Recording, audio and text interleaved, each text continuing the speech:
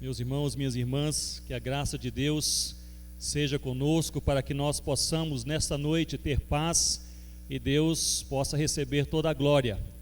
É realmente uma grande alegria estarmos juntos nesta noite para olharmos para a palavra de Deus.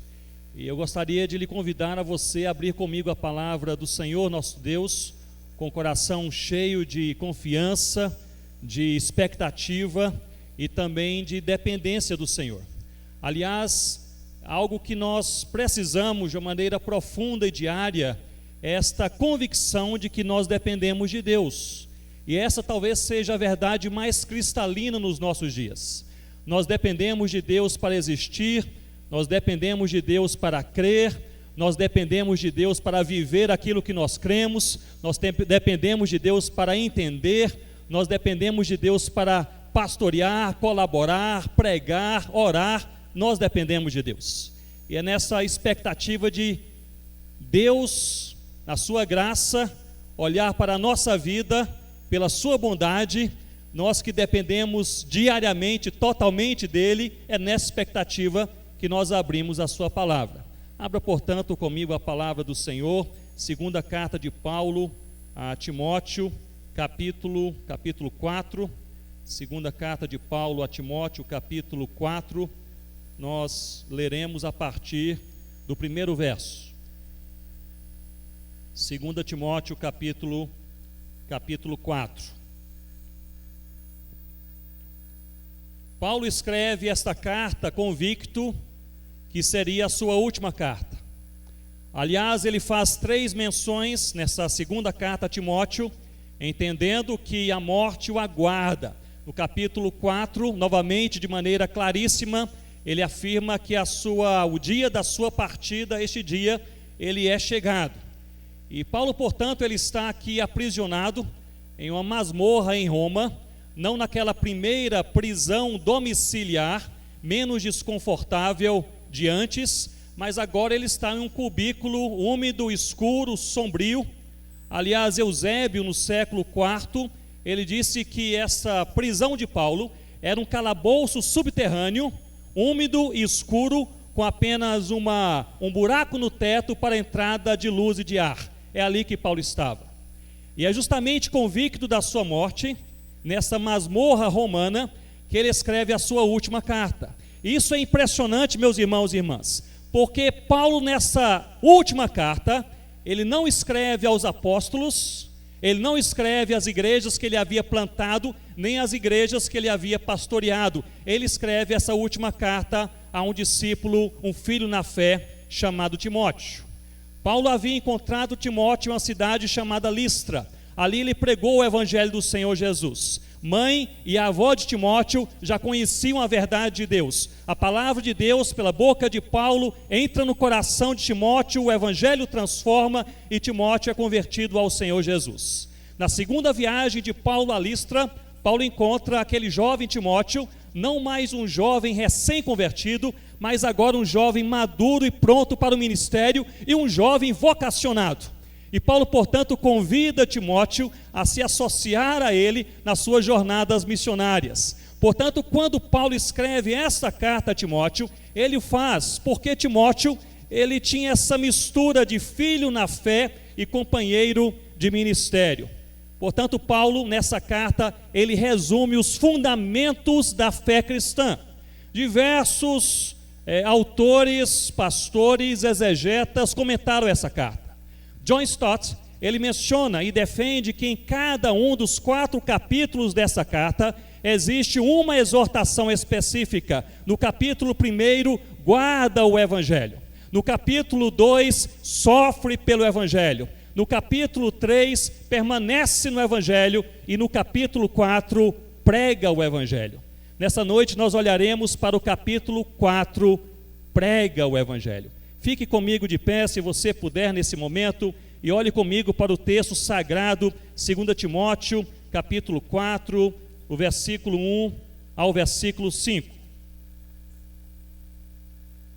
Diz assim a palavra do Senhor: Conjuro-te perante Deus e Cristo Jesus, que há de julgar vivos e mortos, pela sua manifestação e pelo seu reino. Versículo 2, todos juntos. Prega a palavra, insta, quer seja oportuno, quer não, corrige, repreende, exorta com toda a longanimidade e doutrina. Pois haverá tempo em que não suportarão a sã doutrina, pelo contrário, cercar-se-ão de mestres segundo as suas próprias cobiças, como que sentindo coceira nos ouvidos, se recusarão a dar ouvidos à verdade, entregando-se a fábulas. Verso 5, todos juntos.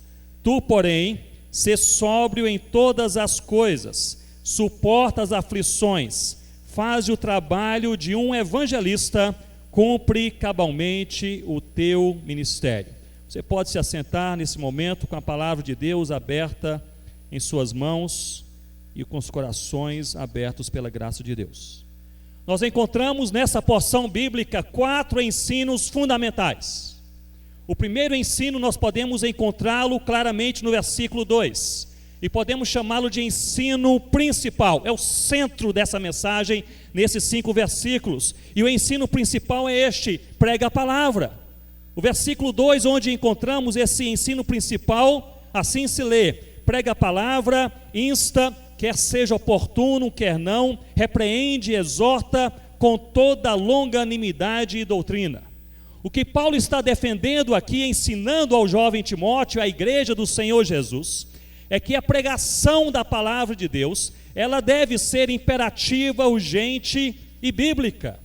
Ela deve ser imperativa, pois Paulo usa aqui para prega, proclama, o verbo querissô, que vem então da palavra querigma, proclamação, que está aqui no modo imperativo. Ou seja, o que Paulo está dizendo a Timóteo é: prega a palavra. A pregação da palavra, Timóteo, não é uma questão de escolha, de estilo, de preferência, de dia certo, de dia errado. A pregação da palavra de Deus é uma questão de obediência.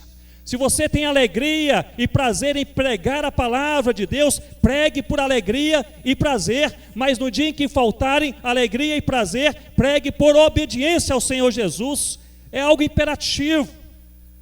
Quando o apóstolo Paulo ensina ao jovem Timóteo sobre essa pregação por obediência, é curioso também ele mencionar que aqui encontra-se talvez um dos raros textos bíblicos em que a pregação da palavra de Deus é colocada como sendo algo que pode e deve ser feito até mesmo no dia inconveniente.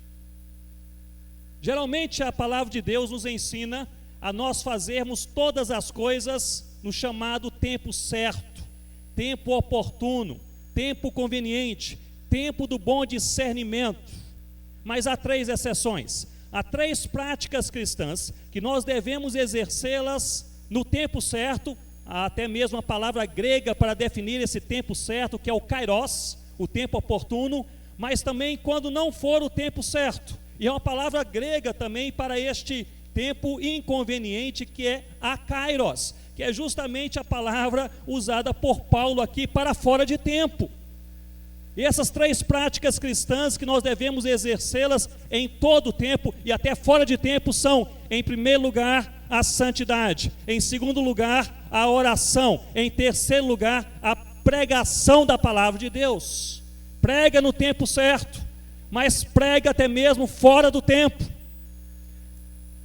É interessante nós observarmos que, quando nós olhamos para o texto e entendemos que ele nos incita a pregarmos a palavra de Deus, mesmo quando for inconveniente, geralmente nós pensamos na inconveniência daqueles que ouvem a pregação, mas parece-me que esta não é a análise correta do texto, pois Paulo está ensinando o jovem Timóteo a pregar a palavra de Deus. Parece-me que a ideia paulina, a ideia do texto, é que o jovem Timóteo, como bem toda a igreja do Senhor Jesus, deve pregar essa palavra, mesmo quando for inconveniente para quem a prega. Mesmo no dia em que nós estivermos sem desejo de pregá-la, mesmo debaixo de ameaças, ou de sofrimento, ou de marasmo, ou de letargia, ou de oposição, ou de críticas, prega a palavra de Deus. Essa pregação, portanto, ela deve ser imperativa, ela deve ser uma pregação urgente, a tempo, e fora de tempo, mas também é uma pregação, sem dúvida, bíblica, pois Paulo aqui ele diz, prega o que, irmãos? Prega a palavra, não as nossas ideias, não as nossas igrejas, não os nossos programas, não os nossos pastores ou teólogos, não os nossos heróis, prega a palavra de Deus, e nos ensina aqui nesse arcabouço como nós devemos pregá-la, corrige, repreende, exorta, ou seja, confrontando e consolando ao mesmo tempo, e ele explica até mesmo a dinâmica, com toda a longanimidade, com extrema paciência e doutrina, clara explicação da fé cristã, prega a palavra de Deus. Meus irmãos e minhas irmãs, eu estou convencido que nós precisamos pregar mais o Evangelho e menos a igreja. Nós precisamos falar mais de Cristo e menos de nós. Nós precisamos levantar mais alto, não a nossa bandeira, mas a bandeira do Cordeiro de Deus que tira o pecado do mundo. Nós precisamos exaltar mais a Cristo e menos os homens e menos os líderes. Nós precisamos pregar a palavra de Deus. Se nós temos a grande comissão dada pelo Senhor Jesus à sua igreja, em todas as nações, pregar todo o Evangelho para toda criatura, e se nós temos o ensino bíblico inspirado paulino, também para toda a igreja, a pregação da palavra de Deus, imperativa, urgente e bíblica, meus irmãos, é injustificável que haja ainda em todo o mundo hoje mais de 6.000 povos que nada conhecem da palavra de Deus. É injustificável que haja ainda, em nossos dias, em nossa geração, 1.800 línguas que não têm um versículo bíblico traduzido em seus idiomas. 1.800 línguas. É injustificável que em nosso país haja ainda 103 etnias indígenas, onde não há uma igreja. 10.000 comunidades ribeirinhas e 2.000 comunidades quilombolas, onde não há uma igreja evangélica de qualquer denominação. 700.000 ciganos que não conhecem a palavra de Deus em sua própria cultura e em sua própria língua. É injustificável que apenas 1% do sul dos brasileiros se declara crente no Senhor Jesus. É injustificável que nas cidades nós tenhamos os dois extremos socioeconômicos que conhecem 3 ou 4 vezes menos o Evangelho do que os demais, são os extremos, os mais ricos dos ricos e os mais pobres dos pobres. É injustificável que no condomínio onde nós moramos, nós conversemos sobre tudo, política, esporte, o tempo, o clima, a economia, mas não falamos uma única vez sobre o nome, acima de todo nome, o nome do Senhor Jesus. Prega a palavra de Deus, prega a palavra de Deus. Mas se encontramos no versículo 2, esse ensino que nós chamamos de ensino principal, prega a palavra, nós encontramos no versículo 1, o versículo anterior, um outro ensino, nós podemos chamá-lo de ensino fundamental, que é a motivação, ou seja, prega a palavra por causa de Cristo. E o versículo 1 diz assim: conjuro-te perante Deus e Cristo Jesus, que há de julgar vivos e mortos pela sua manifestação e pelo seu reino. Então Paulo diz no versículo 2, prega a palavra. A principal razão para se pregar a palavra é o próprio Cristo e o reino de Cristo. E é em Jesus Cristo que Paulo aqui conjura Timóteo, e ele destaca Jesus Cristo como aquele que há de julgar vivos e mortos, ou seja, o senhorio do Senhor Jesus. E Paulo aqui diz a Timóteo, por causa de Jesus Cristo que há de julgar vivos e mortos pela sua manifestação e pelo seu reino. A teologia reformada, sobretudo a teologia de Calvino, explica que Jesus se manifesta na terra de 3 maneiras diferentes em nossa geração, em nosso tempo. Primeiramente, pela palavra. Em segundo lugar, pela igreja. Em terceiro lugar, pelo poder transformador do Evangelho. O que Paulo está dizendo a Timóteo é: Timóteo, abre os olhos. Jesus, ele está se manifestando, e Jesus, ele está expandindo o seu reino. E por causa da sua manifestação e do seu reino, por causa de Jesus, prega a palavra de Deus. Meus irmãos, olhem bem para mim nesse momento e pensem comigo. Talvez esteja aqui um dos maiores desafios para toda a igreja, e de maneira particular para pastores, missionários e líderes. O maior desafio no reino de Deus não é fazer a coisa certa, mas fazer pela motivação certa. Não é simplesmente pregar a palavra, mas pregar a palavra por causa de Cristo. Você que prega a palavra, qual a sua motivação? Você que aconselha, qual a sua motivação? Você que dá exemplo de vida cristã, qual a sua motivação? Paulo explica: a nossa única e mais profunda motivação é o próprio Senhor Jesus. Portanto, é por causa de Cristo, quem Ele é, e o seu Evangelho, o que Ele faz, que nós devemos pregar a palavra de Deus. É por isso que eu costumo enfatizar que política, sociedade, ciência e religião não julgam e nem definem o Evangelho. Ao contrário, são julgadas e definidas pelo Evangelho. A sociedade não é o crivo do Evangelho, o Evangelho é o crivo da sociedade. Por isso o Evangelho, meus irmãos e irmãs, não é de direita nem de esquerda, o Evangelho é de Cristo. O Evangelho não é petista nem PMDBista, o Evangelho é de Cristo. O Evangelho não é republicano nem democrata, ele é de Cristo. O Evangelho não veio tornar a sociedade melhor, veio redimi-la. O Evangelho não veio promover apenas tolerância, mas amor. O Evangelho não veio dar glória ao homem, mas veio transformar este homem, para que o homem transformado possa dar glória a Deus. O Evangelho é o próprio Senhor Jesus. Na teologia paulina, o Evangelho é Cristo em duas dimensões.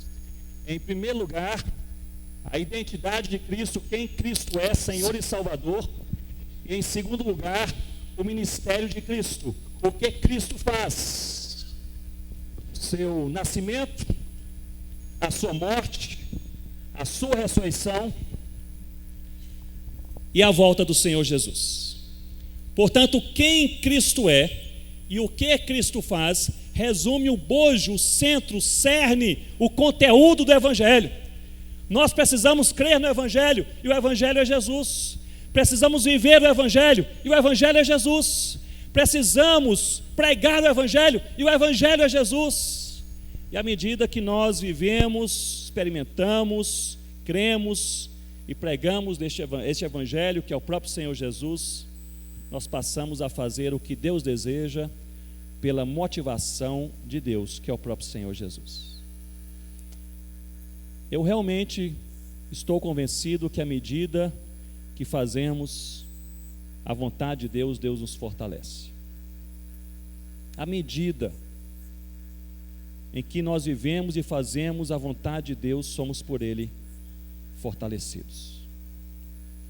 Alguns anos atrás estive pregando em um encontro de igrejas evangélicas no sul da França, uma região com poucos crentes evangélicos, e ali reuniram várias igrejas, o que eles fazem todo ano, e tive a oportunidade de pregar naquele congresso. Seria sexta, sábado e domingo, no momento da noite.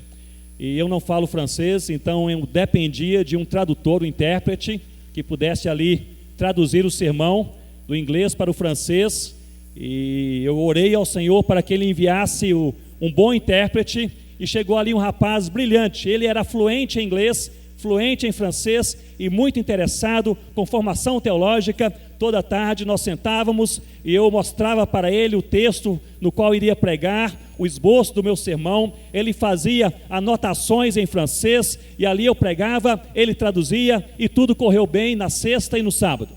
O domingo seria o dia principal, porque todas as igrejas estariam realmente reunidas. E há poucos minutos antes de começar o culto, eu recebi aquela notícia que dizia: o intérprete, ele teve um imprevisto e não poderá participar nessa noite. E eu fiquei ali preocupado. Eu conversei com o organizador daquele congresso. Ele disse: Ronaldo, não se preocupe, nós estamos dando vários telefonemas e não encontramos ainda ninguém, mas de repente ele disse: chegou uma pessoa que se voluntariou. É uma senhora bem idosa, ela já fez esse trabalho há 30 anos atrás, não faz mais esse trabalho, mas se voluntariou e ela disse que está chegando. Aliás, ela chegou. Eu olhei, uma senhora bem idosa, ali andava encurvada, caminhando com uma bengala. Ela se aproximou, eu a cumprimentei, ela respondeu, mas ela falava tão baixo que eu não ouvi, ela sussurrava, não ouvia a sua voz. Eu comecei a me preocupar. E ali ela sentou no primeiro banco à esquerda, sentei-me ao seu lado e comecei a puxar a conversa e disse: a senhora quer ver o texto no qual eu vou pregar hoje à noite?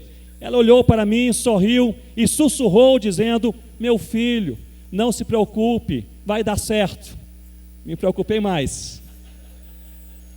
Eu insisti, eu tenho aqui um resumo do meu sermão, algumas anotações, se a senhora quiser apenas passar os olhos.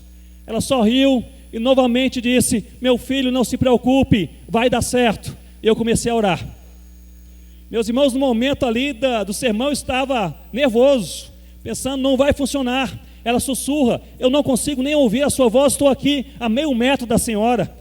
E no momento do sermão, eu ajudei a subir, ela colocou a sua bengala ali do lado do púlpito, eu comecei a pregar, aquela mulher se agigantou naquele púlpito. Eu nunca vi uma pessoa traduzindo tão bem como aquela mulher, traduzia de maneira perfeita, simétrica, e ali do meio para o final do sermão, quando a gente se empolga e fala mais rápido, eu terminava a frase e ela terminava a frase comigo, um negócio impressionante. No final, eu agradeci o seu esforço, o seu trabalho, e ela disse uma frase a qual eu jamais me esquecerei. Ela disse: meu filho, Deus sempre nos fortalece quando fazemos a sua vontade. Meus irmãos, minhas irmãs, o negócio não é a habilidade humana, a capacidade da mente, não é o preparo intelectual tão somente. O negócio é a dependência da força de Deus. E Deus nos fortalece quando fazemos a sua vontade. A pergunta que você e eu precisamos fazer no final de cada dia não é se temos a capacidade, mas se nós estamos na vontade de Deus. Essa é a pergunta do pastor, essa é a pergunta do missionário, essa é a pergunta de todo crente. Não se nós estamos preparados, mas se nós estamos na vontade do Pai. Deus sempre nos fortalece. Terminou o culto, a senhora foi embora rapidamente, e ali o organizador do congresso, ele disse: Ronaldo, ela se apresentou? Eu falei: não, ela não me disse nem o seu nome. E ele disse: ela era a tradutora do Billy Graham, quando ele vinha pregar na França há 30 anos atrás. Deus sempre nos fortalece quando fazemos a sua vontade. Nós precisamos, meus irmãos e minhas irmãs, nós precisamos ter segurança que a motivação mais profunda da nossa alma para fazermos o que nós fazemos é o próprio Senhor Jesus. Quando nós pensamos sobre o desafio da pregação do Evangelho na presente sociedade, nós vivemos hoje em uma sociedade pós-moderna, uma sociedade líquida em que tudo é descartável, uma sociedade relativista em que não há verdades absolutas, e uma sociedade mística em que todo caminho leva a Deus. Essa é a sociedade urbana ocidentalizada na qual nós vivemos. Nossos filhos e nossos netos viverão de maneira plena. E esse desenho sociocultural, essa reengenharia sociocultural das nossas cidades, ela possui um forte impacto, não sobre o conteúdo do Evangelho, mas sobre a abordagem de evangelização. E eu gostaria apenas de destacar 3 implicações para a pregação do Evangelho pela motivação certa, que é o próprio Senhor Jesus. A primeira é a visão que a sociedade passou a ter da Bíblia. A sociedade atual vê a Bíblia como uma fábula, como um mito cristão, como um conto da carochinha. Isso mudou rapidamente.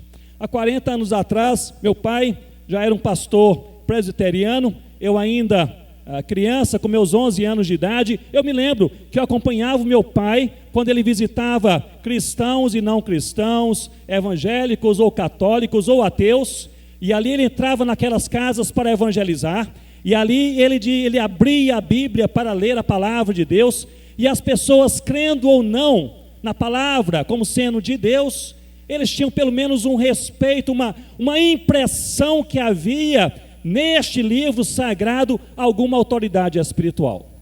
Hoje não é mais assim. Hoje você prega nas ruas, nas universidades, o pensamento sociocultural e socio-religioso é oposto.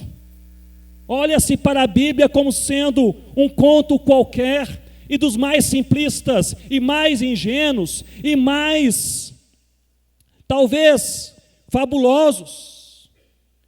Nós, portanto, precisamos pregar a palavra de Deus não apenas a partir da narrativa bíblica, falando o que a Bíblia diz, mas a partir da narrativa apologética bíblica, dizendo o que a Bíblia diz e confrontando a verdade da Bíblia com a verdade ou a falta de verdade na sociedade.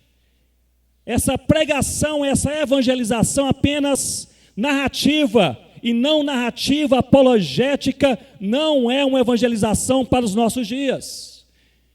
E eu digo mais, precisamos preparar os nossos jovens apologeticamente para entrarem nas universidades, que hoje é o campo missionário mais difícil do Brasil. As universidades. A segunda implicação é a atual visão do pecado, pois antes dessa influência mais pluralista, especialmente a influência mais mística, concebia-se 3 tipos ou 3 expressões de erro: o erro moral, o erro espiritual e o erro cultural. Hoje só se concebe, só se aceita o primeiro tipo de erro, que é o erro moral.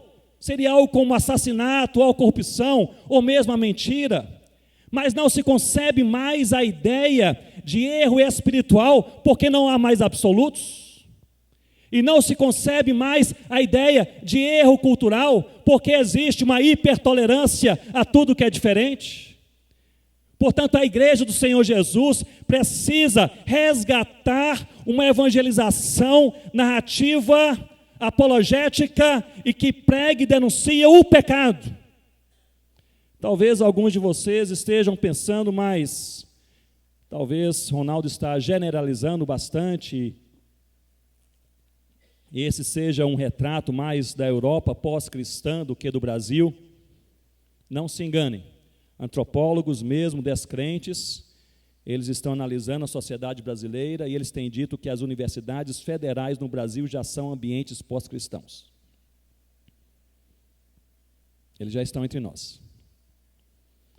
E algo para nós alertarmos também, meus irmãos e minhas irmãs, é que esta influência e esta nova forma de ver o pecado, em razão da sociedade líquida, pluralista, relativista e mística, influencia não apenas as universidades, não apenas as classes sociais, mas as próprias igrejas. Eu estive cerca de 3 anos atrás em uma igreja, eu adianto, não é uma igreja presbiteriana, mas uma igreja histórica. Até então com boa doutrina. Fui pregar no culto de domingo à noite naquela igreja. Ao me levantar, o pastor segurou-me pelo braço e disse: Ronaldo, nós esquecemos de lhe falar, mas nós estamos evitando o termo pecado aqui na igreja, porque nós notamos que está constrangendo as pessoas. Tem mudado a maneira da sociedade perceber o erro e o pecado. A igreja precisa desenvolver e resgatar uma pregação narrativa apologética e denunciando o pecado. A terceira implicação refere-se a Cristo.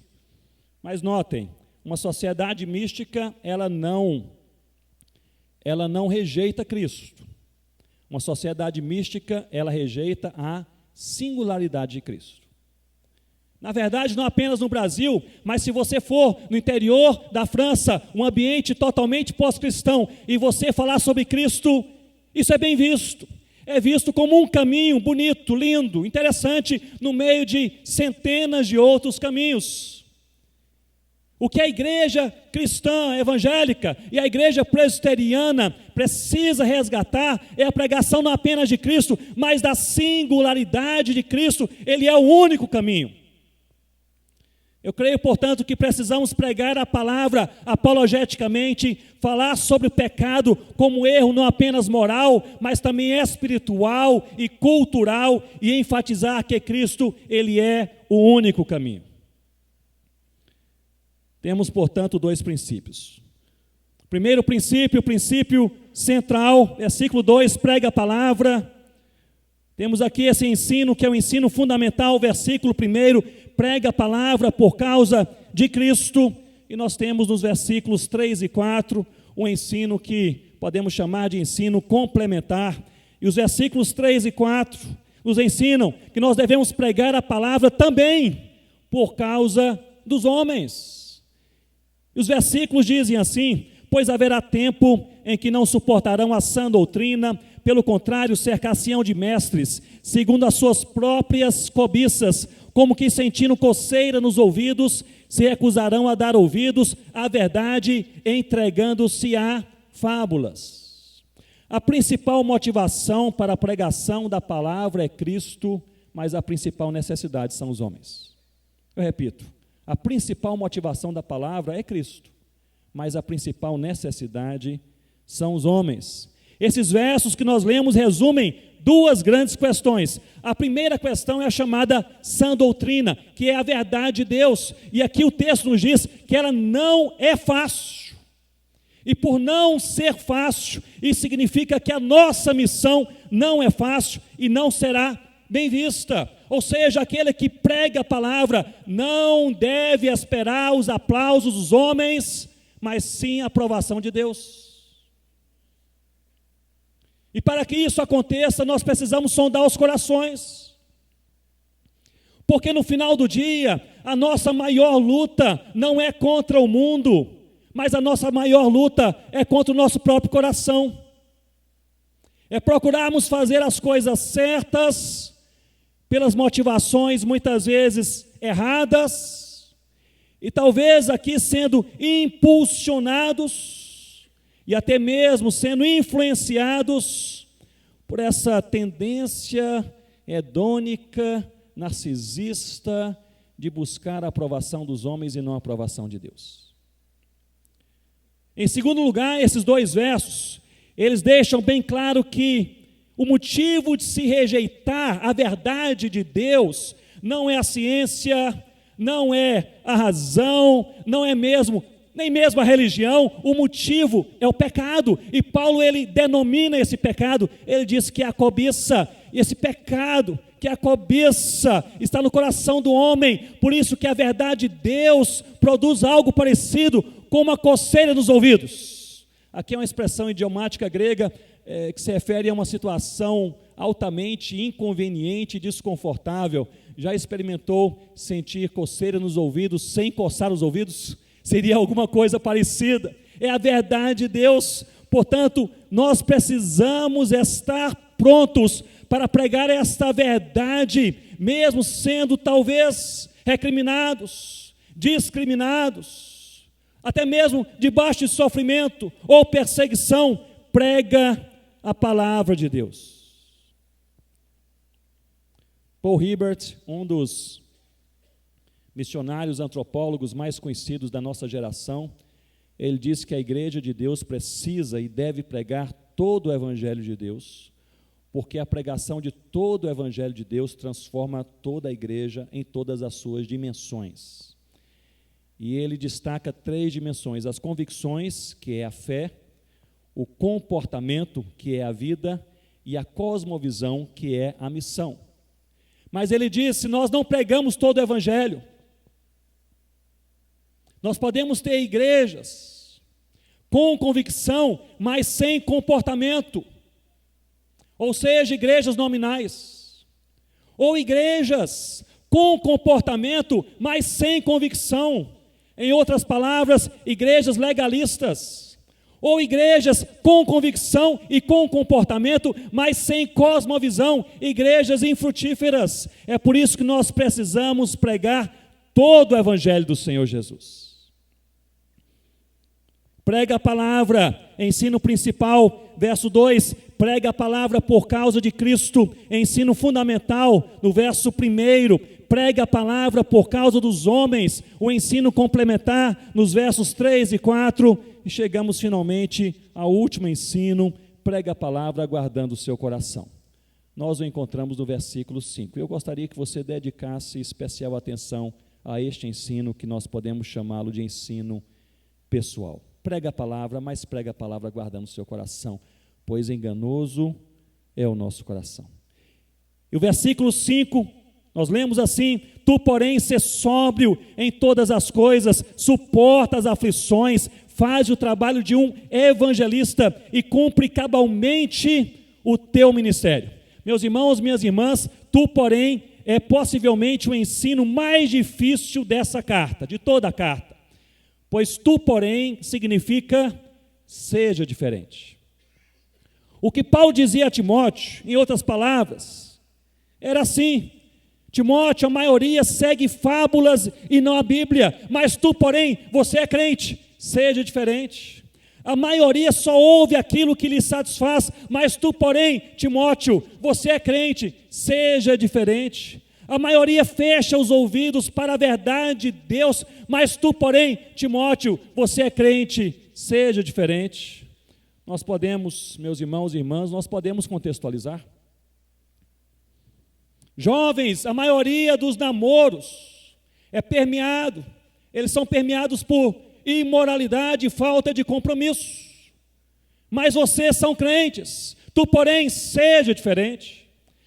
Casais, adultério está na moda, é até mesmo aclamado, aplaudido pela nossa sociedade, mas vocês são crentes, tu, porém, seja diferente. Empresários, sonegar imposto é algo que a sociedade justifica por 101 razões, especialmente em dias de corrupção, mas vocês são crentes, tu, porém, seja diferente. Pastores e líderes e cristãos, está na moda entrar nas redes sociais e difamar e criticar publicamente um outro irmão que nem ali está presente, em lugar de confrontá-lo no privado com a palavra de Deus. Isso tem nome na Bíblia, se chama maledicência. Tu, porém, você é crente, seja diferente. Se nós não somos diferentes, que evangelho é este que nós pregamos para transformar as nações, as tribos e as línguas, que não transforma a maneira da gente enxergar, falar, a maneira da gente andar, a maneira da gente digitar no WhatsApp e no Facebook? Se não muda, meus irmãos, precisamos é de conversão. Como ser diferente? Paulo, ele destaca 4 maneiras. No final desse versículo 5, ele diz: ser sóbrio, suporta as aflições, faça o trabalho de um evangelista, cumpre cabalmente o teu ministério. Ser sóbrio significa tenha bom senso. A palavra grega aqui para sobriedade é equilíbrio, ou seja, não seja extremado, não seja um eterno criador de caso, não seja aquela pessoa definida por essência: eu sou do contra, o que falar eu sou contra. Não seja assim, seja equilibrado, pense primeiro, ore antes de falar, burilhe as suas palavras, tenha discernimento, ser sóbrio. Em segundo lugar, ele diz: suporta as aflições, ou seja, não ceda, suporta. O pressuposto aqui é que não será fácil. Na sua vida, Timóteo, na sua vida, meu irmão e minha irmã, haverá momentos difíceis. No ministério, meu irmão, pastor, missionário, haverá momentos difíceis. Suporta, não será fácil. No capítulo 24 do Evangelho, segundo Mateus, Jesus nos alertou que nós seremos perseguidos por causa do seu nome. No capítulo 28, ele complementou dizendo: mas eis que estarei convosco todos os todos os dias. Não há promessa mais linda para o nosso dia a dia. Nós podemos estar nos vales mais profundos, nós não estaremos sozinhos. Um só dia, uma só hora, um só minuto, o eterno Criador de todas as coisas, o Supremo Senhor sobre toda a eternidade e todo o universo, aquele que derramou o seu sangue para a salvação de todo aquele que crê, você e eu, Ele está conosco todos os dias. Portanto, suporta as aflições, mas não suporta sozinho. Os seus amigos podem te abandonar, até mesmo a sua esposa ou seu marido, eles podem lhe dar as costas, mas nós não estaremos sozinhos. Suporta as aflições. Terceiro lugar, faça o trabalho de um evangelista. Há aqui 3 interpretações diferentes, especialmente eu creio que Paulo não estava dizendo para Timóteo evangelizar, ele estava dizendo para Timóteo fazer o seu trabalho de acordo com a sua vocação, que era ser um evangelista. Vocês se lembram que em Efésios 4:11, Paulo diz que o próprio Senhor Jesus distribuiu dons aos homens em sua igreja e ali chamou pessoas, alguns, para serem apóstolos, profetas, evangelistas e pastores mestres. O que Paulo está dizendo aqui, na minha interpretação, é que Paulo era apóstolo, mas Timóteo era evangelista. Faça o trabalho de um evangelista. Em outras palavras, Timóteo, não queira fazer o meu trabalho, faça o seu. Eu creio que Timóteo, aliás, que Paulo tinha talvez alguma expectativa de Timóteo, em alguma medida, substituí-lo em seu ministério, mas está dizendo: Timóteo, trabalhe com os dons que Deus te deu, não queira ser outra pessoa, ou ter outros dons, ou se comparar com aquele pastor, com aquele apóstolo. Você é um evangelista, faça o trabalho de um evangelista, tenha contentamento com o que Deus te deu e onde Deus o colocou. Meus irmãos e minhas irmãs, nós precisamos disso. Nós precisamos caminhar com um contentamento ministerial. Deus me deu alguma coisa, talvez seja menor ou maior, talvez seja algo singular ou não. Deus te deu alguma coisa, bem diferente daquele que está ao seu lado. Deus te colocou em um lugar, é a agenda de Deus para você. Deus te deu uma família, Deus te deu uma rede de relacionamentos, Deus te deu um ministério, Deus te deu alguma coisa e te colocou em algum lugar. A falta de contentamento com o ministério é falta de fé, de crença, de que Deus sabe todas as coisas. Deus sabe o que está fazendo. Deus te deu, Deus me deu, Deus nos colocou, Deus nos direciona. Louvado seja o nome do Senhor Jesus. Louvado seja o nome do Senhor Jesus. Faça o trabalho de um evangelista. Em quarto lugar, cumpre cabalmente o teu ministério, ou seja, vá até o final. Não vou me prolongar, me delongar nesse último ensino de Paulo a Timóteo, mas eu creio que nas cartas paulinas, Paulo ele defende que o mais difícil na carreira ministerial não é começar e nem é terminar. O mais difícil, o mais desafiador é perseverar no meio da caminhada. Eu creio que Paulo está ensinando aqui Timóteo a perseverar, ou seja, cumpre o ministério, vá até o final. Você caminha, Timóteo, por todo o caminho que Deus tem para você. Começar, muitas vezes, não é tão difícil, temos pessoas que nos animam, às vezes na igreja, às vezes no seminário, às vezes, sim, no seminário também temos pessoas que desanimam, também na igreja, mas temos muitos encorajadores. No ministério, talvez sendo pastor de uma igreja, missionário em um certo campo, temos pessoas conosco, caminham conosco, nos encorajam, nos animam no início. No final, via de regra, nós já temos alguma experiência, nós já aprendemos alguma coisa, nós já cometemos muitos erros, nós sabemos um pouco mais sobre como caminhar, mas o meio é difícil, o meio é perseverar, o meio é no meio daquela luta terrível, que se traduz por meio de, talvez, críticas pessoais, ministeriais, ou um aperto de um lado ou de outro. Na nossa mente à noite surge aquele pensamento: o que é que eu estou fazendo aqui? Não sei se você já pensou, já sentiu assim alguma vez em sua vida: o que é que eu estou fazendo aqui? É nesse momento que nós precisamos crer em Deus, que Deus que nos colocou naquele caminho, Ele sabe o que está fazendo, Ele nos dará o que nós precisamos, Ele caminhará ao nosso lado e nós poderemos chegar até o final para a glória de Cristo, até o final. Portanto, pregue a palavra, ensino principal, pregue por causa de Cristo.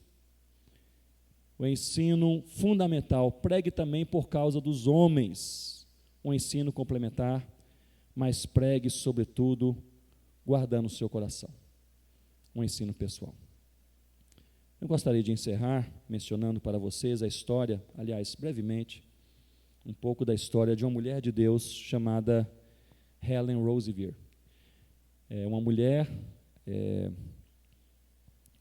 missionária inglesa. Ela serviu no Congo na década de 60, durante muitas décadas naquele país, pregando o evangelho do Senhor Jesus. A doutora Helen era uma médica brilhante. Ela tinha até mesmo doutorado em medicina pela Universidade de Cambridge, aos 28 anos de idade. Ela era também enfermeira e paramédica. Ela uniu-se a uma sociedade missionária, a WEC International, e foi então para o interior da África, o Congo, pregar o evangelho, em uma época terrível, em que havia uma guerrilha naquele país, que o país está de cabeça para baixo, em que cristãos estavam sendo perseguidos e mortos. Ela foi para o Congo naquela época, naquele contexto. A doutora Helen foi para o interior do Congo. A primeira coisa que ela fez, nos 2 primeiros anos de ministério missionário, ela iniciou uma escola para enfermeiras missionárias africanas. E ela formou cerca de 200 enfermeiras missionárias africanas em 2 anos e as espalhou por todo aquele país. Foi uma revolução. Ela recebeu uma oferta enorme na sua igreja inglesa e ela construiu um hospital, numa região daquele país em que não havia nenhum hospital com capacidade para 100 leitos. Ela pregou o evangelho, juntamente com uma equipe de vários missionários, colaborou com a plantação de diversas igrejas. A doutora Helen, porém, no meio daquela época tão difícil, ela foi sequestrada, levada para um cativeiro, onde ali ela foi mantida durante um longo período, juntamente com outros cristãos. E ali ela escreveu um diário. Eu gostaria apenas de ler rapidamente 2 parágrafos desse diário. Ela disse assim: eles me puxam pelos pés, eles batem na minha cabeça, eles chutam a minha boca, quebraram os meus dentes, me humilharam, insultaram, agrediram dia a dia. Semanas depois, ela escreve algo pior. Em uma das noites, o horror ultrapassou todos os limites. Eu fui violentamente abusada sexualmente. Senti que Deus havia me abandonado. Mas logo depois ela escreve: depois disso senti uma impressionante presença de Deus que me dizia: Helen, esses não são seus sofrimentos, são os meus. E o Senhor me encontrou com braços abertos, indizível amor, seu conforto foi total, e eu entendi que o seu amor me era suficiente. Ela foi liberta do cativeiro, a levaram para a Inglaterra, passou 1 ano hospitalizada, ossos quebrados, trauma no coração, na alma, 1 ano. Depois de 1 ano, obteve então ali uma alta dos médicos, dizendo que ela pode ter uma vida normal aqui na Inglaterra. No dia seguinte, ela voltou à missão e disse: estou pronta para voltar para a África. Eles disseram: jamais, você não vai, a situação lá está pior do que quando você saiu. E ela disse: se não vou com a missão, vou sozinha. E a diretoria daquela missão aceitou e a reenviou para a África. Lá ela chegou, naquele local que ela havia construído um hospital com capacidade para 100 leitos, o hospital totalmente destruído. Ela orou ao Senhor. No mês seguinte, recebeu uma oferta ainda maior do que a primeira e reconstruiu aquele hospital com capacidade agora para 250 leitos. E ela fundou uma escola para paramédicos e uma escola para enfermeiras, pregou o evangelho Tantas igrejas foram plantadas naquele período, e ali a doutora Helen usada poderosamente por Deus. Depois de mais de 30 anos servindo ao Senhor na África, ela se aposentou, começou a viajar por diversos lugares do mundo, mobilizando jovens para a obra missionária. Ela faleceu aos 91 anos de idade, faleceu em agora em 2016, no final de 2016, na Inglaterra. Mas antes de falecer, escreveu um artigo. Esse artigo foi um artigo escrito para pastores e líderes e também missionários. Eu lerei aos irmãos e assim eu encerro apenas o último parágrafo desse artigo. Ela disse: meus irmãos e minhas irmãs, o problema é quando nós não queremos só Jesus. Nós queremos Jesus e mais alguma coisa. Nós queremos Jesus e a popularidade. Nós queremos Jesus e o sucesso. Nós queremos Jesus, mas queremos os aplausos. Queremos Jesus, mas queremos o reconhecimento. Nós queremos Jesus, mas queremos ser os primeiros e ser os melhores. Não, meus irmãos, não, minhas irmãs, nós devemos desejar somente Jesus. Somente Jesus. Vamos orar com a sua cabeça.